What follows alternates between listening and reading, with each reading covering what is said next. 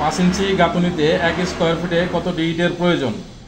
যখন 5 ইঞ্চি গাঁথুনি করব তখন ইটের দুই দিকের মাপ আমরা হিসাব করব, লম্বার দিকে এবং উচ্চতার দিকে। লম্বার দিকে আছে 10 ইঞ্চি, 10 ইঞ্চি মানে হলো 0.83 ফিট, আর উচ্চতার দিকে আছে 3 ইঞ্চি, 3 ইঞ্চি মানে হলো 0.25 ফিট।